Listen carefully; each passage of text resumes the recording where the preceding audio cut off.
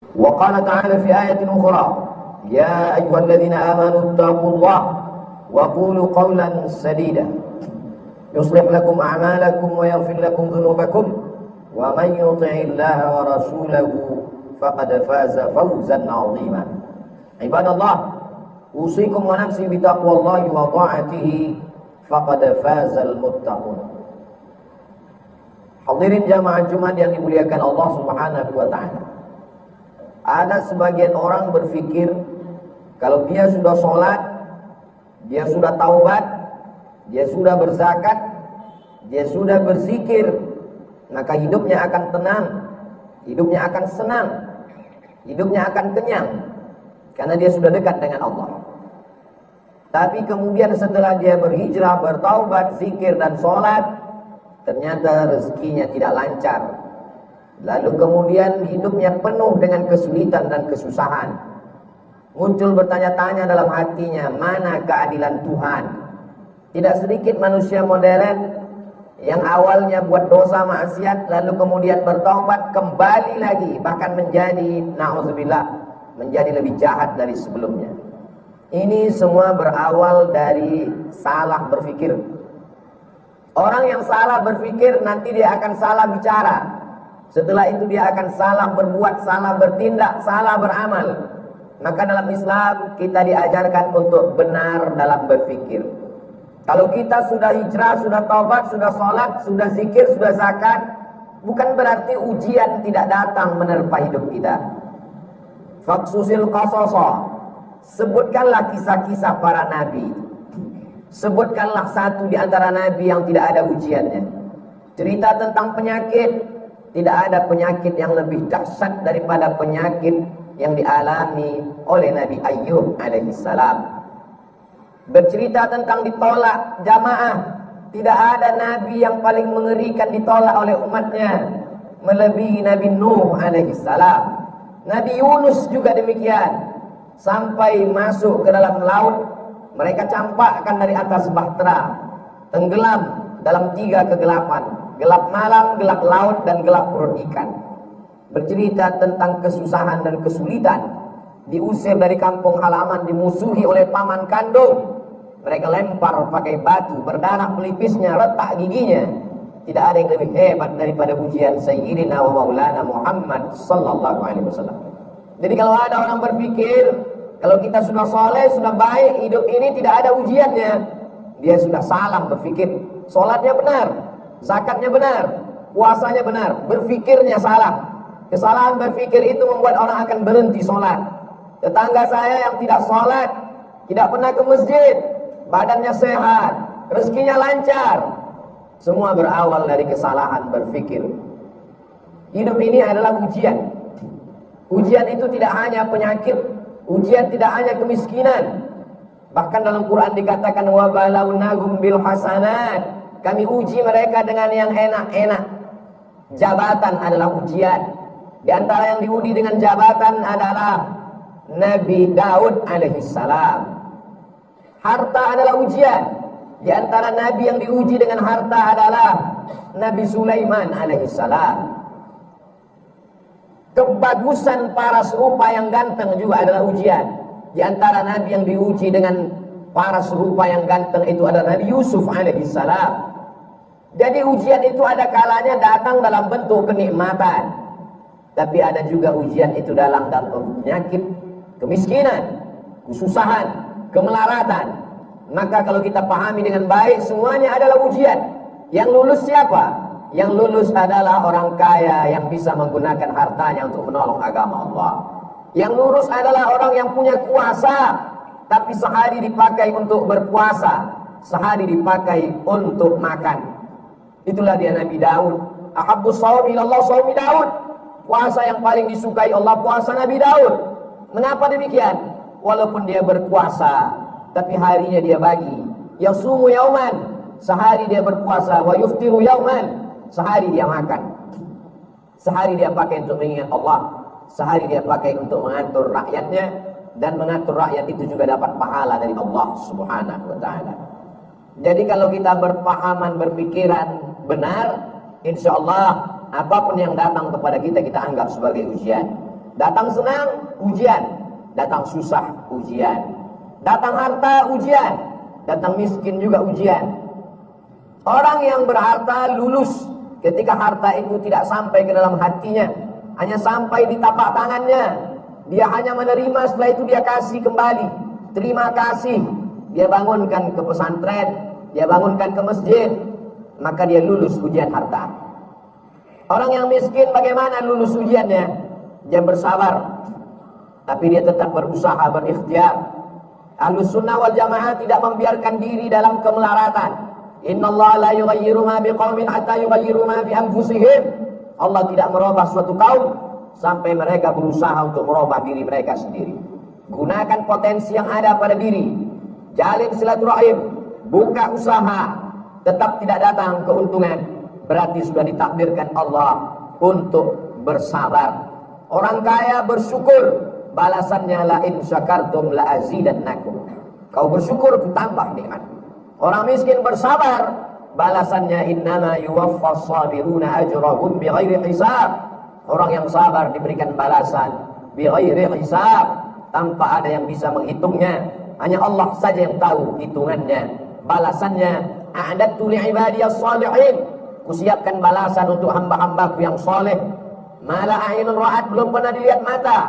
Wala udhunun sami'at, belum pernah didengar telinga. Wala khatara ala qalbi bashar, belum pernah terlintas di hati manusia.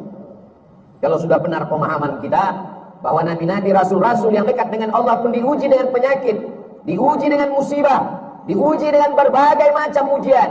Dan ada di antara mereka yang diuji dengan kekuasaan, dengan harta, dengan paras rupa. Ada di antara mereka yang diuji dengan kesakitan, kemelaratan, terusir dari kaumnya.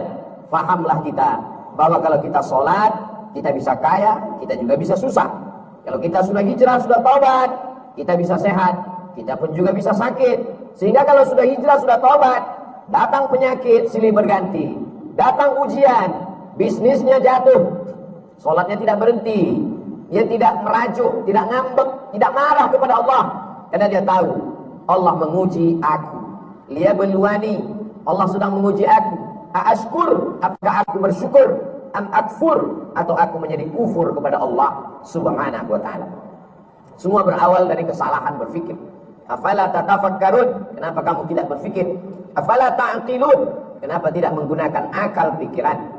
Tidak ada yang sulit bagi Allah subhanahu wa ta'ala. Allah maha kuasa, fa'alun lima yurid. Dia berbuat sesuai kehendaknya, bukan kehendak atasannya. Dia tidak punya atasan. Wa huwa ala kulli syai'in qadir. Dia maha kuasa atas segala sesuatu. Tidak ada yang menguasainya. Tidak ada yang perlu membutuhkan proses waktu bagi Allah. Innama amruhu idza arada syai'an ay yaqula lahu kun fayakun. Maka ketika Nabi Ayyub alaihissalam makin parah penyakitnya, dia tidak mengeluh kepada Allah. Dia tidak mengatakan aku ini nabi, kenapa aku bisa sakit? Dia hanya berkata, Rabbi anni massani yadurru wa anta arhamur rahimin. Rabbi ya Allah, anni aku massani yadurru, aku kena penyakit, wa anta arhamur rahimin, engkau maha penyayang di antara yang sayang. Kalau kita teliti satu persatu doa Nabi Ayyub itu, tidak ada dia minta sembuh.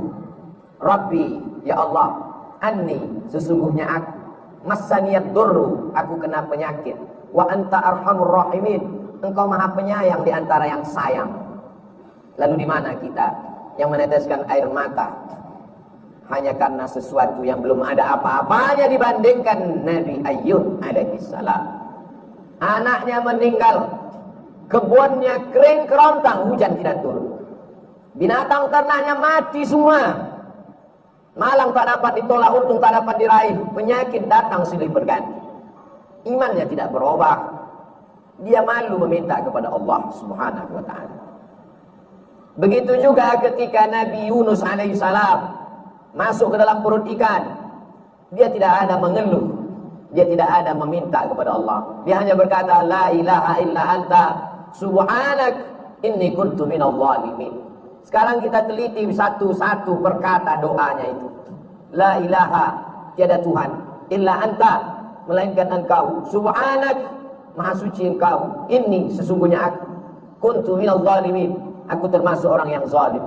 Tidak ada dia minta keluarkan aku dari perut ikan ini, ya Allah. Aku ini nabi, kenapa aku terusir dari kampungku? Mengapa aku ketika diundi di antara para penumpang kapal, kenapa nama aku yang keluar sehingga aku yang terbuang? Kenapa aku ditelan ikan? Tidak ada. Dia hanya berkata, la ilaha illa anta subhanak inni kuntu minadh dhalimin. Mereka adalah orang-orang yang sudah putus hakikat tauhidnya. Bagi mereka diikuti umat dengan tidak diikuti sama saja. Antara senang dengan lapar sama. Karena yang memberikan kenyang juga dia, yang memberikan lapar juga dia. Hari ini begitu banyak orang yang berkata alhamdulillah ketika kenyang, lupa kepada Allah saat lapar. Atau ada juga terjadi sebaliknya, waktu lapar ingat Allah, setelah kenyang lupa kepada Allah. Yang kau minta saat kau susah, dia juga yang kau minta saat kau lapar. Yang kau minta saat kau senang, dia juga yang kau sembah saat kau susah. Allah, qul huwallah, dialah Allah. Tidak ada Tuhan baik, tidak ada Tuhan jahat. Seperti mereka yang mengatakan ada Tuhan yang baik, ada Tuhan yang jahat. Banyak sekali Tuhan-Tuhan yang disembah. Dalam Islam kita hanya meyakini la ilaha illallah, dialah yang maha baik. Kalau ada sesuatu yang tidak menyenangkan kita datang menimpa kita, menurut kita itu tidak baik, tapi menurut Allah itu baik. Hubungan kita dengan Allah dibangun dengan dua cara. Yang pertama husnuzan. Kita sudah berusaha all out mengerahkan segenap potensi diri. Terjadi tidak sesuai dengan yang diinginkan, kita hanya mampu berhusnuzan kepada Allah.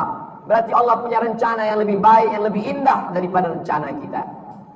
Puncak daripada hubungan pada Allah adalah ridha. Makanya sebelum matahari terbit, di awal hari kita sudah mengatakan raditu billahi rabba.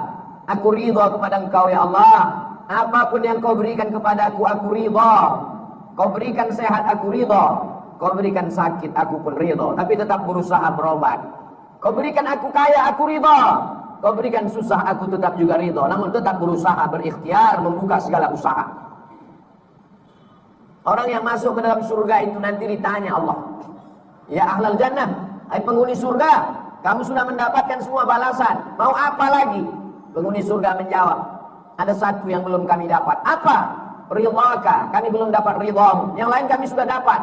Kata Allah, yang dapat ridhaku cuma satu, orang yang ridha menerima takdir. Maka makam yang paling tinggi adalah makam ridha.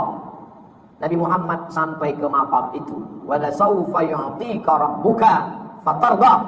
Allah memberikan apapun yang kau mau. Kenapa? Karena engkau ridha.